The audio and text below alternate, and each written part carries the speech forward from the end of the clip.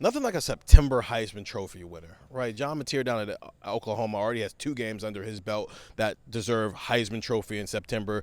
Fernando Mendoza at Indiana just dropped 63 on Illinois in a top 25 matchup. He just won a September Heisman. Maybe Ohio State's got a quarterback who can win a September Heisman. Julian Sayin going into the one environment he has not played in early in his career as Ohio State starter. He's got a top 3 win at home. He's got a FCS win, and he's got a MAC win. And now he gets a Big Ten game on the road in what might be the loudest environment he plays in this entire season. I'm Steven, that's Stefan, and that's Andrew. Stefan, starting with you, can Julian Sayin,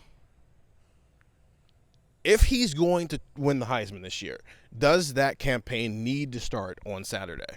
Yeah, I think that's a big step forward, right? Because getting your name into the conversation early matters, and he's kind of in this weird group that's been right outside, right? Like, I think if you go to the odds on DraftKings, it's probably like 7th or 8th best odds, and Jeremiah Smith's around there as well. And it's like both of those guys are in that category of, we know you're really good, we know there's a lot of football left, so we know you can enter this conversation. You just haven't had that moment yet, right? And a big thing with that is how Ohio State offensively, in terms of play calling, approached that Texas game, right? It wasn't really an opportunity to cement a Heisman moment, even in a big win, right? So this is the first real chance for Julian Sayin to become part of that conversation, because a lot of people are going to be watching this weekend, right? Like, it's a loaded college football slate. I'm sorry if you have a wedding to attend this weekend, because that sucks, but maybe the wedding's not until the evening, and at 3:30 Eastern you can still watch the Ohio State game, right? There's going to be people who are tuned in, and if Julian Sayin plays in a dominant fashion and they put more on his plate, which it sounds like they're ready to do, then yeah, he can absolutely be part of the Heisman conversation, because right now it kind of just takes one big game to be part of it. Now he's got to do it consistently to maintain that campaign, but like I said, he's on that fringe where one big game could really accelerate him into that, and I think that could happen, right? Like, if Washington, as we talked about in one of the earlier videos that you can watch on our YouTube channel, Washington has good corners, but they do play a lot of man, right? And that could be some opportunities for some big plays. Jeremiah Smith, Carnell Tate, Brandon Innes, Max Clare, whoever may be, all these weapons that Ohio State has. If Julian Sayin has the accuracy in Washington that we've seen him have throughout the first part of this season here, he is going to have an opportunity to put up some big numbers. And if he walks out of that Washington game and it's like 300 yards and 4 touchdowns, I mean, yeah, he's firmly in the Heisman conversation with more opportunities ahead too, right? Like, this isn't going to be his one game, his one chance to break out, and then hopefully that carries him. No, it's going to be a springboard to put him up there, being among the favorites, and then boom, another big game against Penn State, another big game against Michigan. Opportunities to keep growing. I would not be surprised if this game is kind of the start of a campaign that ends up maybe not winning the Heisman, but at least being in New York. That's all it starts, right? Because right now, I don't think he's the best Heisman Trophy candidate. That's the guy he's going to be throwing most of his throws to. Here's my question to you, Andrew, because this is another quarterback matchup for him as well. Does Julian Sayin have to outplay Damon Williams for Ohio State to win on Saturday?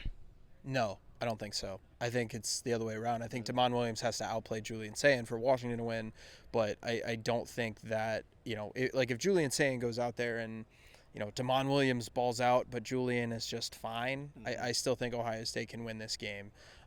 So I think in terms of like the Heisman conversation, I think that matters a little bit, right? Yeah. But Julian, I think just has more. Like, I think Ohio State's defense as a whole is better. I think Ohio State's receivers as a whole are better. Like, I think he's got a little bit more help, and I think that's probably the way to say it. But to Stefan's point, this is one of those weekends where, like, if you guys watch like horse racing, you guys watch like the Kentucky Derby every year, you just need your horse to like be in like 4th as you come around the home stretch, right? And then all of a sudden you hit it and it's November 1st and it's Penn State. And then, you got Rutgers, which might be a decent team this year in the Big Ten, and then you end with Michigan. Like, again, bear with me. Like, you got 2 massive games, and then you got a team that's like 8-4, maybe something like that. Like, you're going to have opportunities down the stretch here. So you just got to stay involved. And I don't think he's leaving Seattle like as the Heisman favorite, whether he outplays Damon Williams, whether he's not as good as Damon Williams, nothing like that, because a couple hours later, Penn State plays Oregon. And, like, what if Dante Moore goes into Happy Valley and looks really, really good? Like, that to me is a possibility. Alabama plays Georgia. LSU plays Ole Miss. Like, what if Nussmeier goes nuts? Like, there's a lot that can happen here. But for Julian Sayin, to me, it's just about kind of staying in that race and the Heisman candidacy. And I think you have to outplay Damon Williams in that scenario. But I don't think you have to outplay Damon Williams for Ohio State to win. So it's more about the pageantry of it. I think you're listing all these other people off. Yeah, that's a October, November thing he's got to solve. I think the first step I think right now Ohio State is going to end up with 3 guys where you can wrap your head around the idea of, like, hey, send this guy to New York, right? This is where they were in 2019 too, when they had Chase Young, Justin Fields, and J.K. Dobbins. J.K. ended up getting left at home, and he was a Doak Award finalist, but you got Chase and you got Justin to New York. Neither one of them won the award because Joe Burrow happened. But I do think Ohio State can get there again, where we're having conversations of who's Ohio State's best Heisman Trophy candidate: Julian Sayin, Jeremiah Smith, Caleb Downs.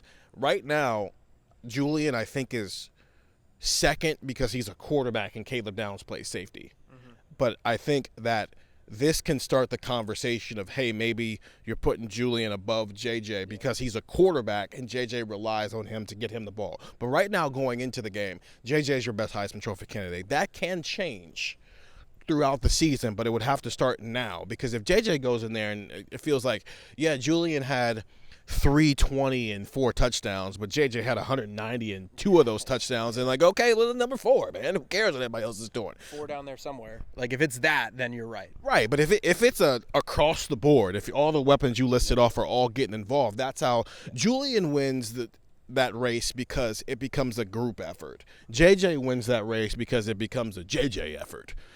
Either way, Ohio State wins, I think, in either one of those scenarios, as long as things go according to plan. But it'll be something we'll be discussing throughout the week, because Washington is a good football team, and we got a lot coming this week. 614-350-3315, 2-week free trial, $3.99 after that. And go listen to Buckeye Talk wherever you find podcasts. And subscribe to our YouTube channel. We go live every Wednesday. Buckeye Talk live show. It's a fun time. I actually don't know that yet, but it should be a fun time. As you're watching this video, we're probably live, so you're seeing the fun time for the first time. Let's talk to you guys later.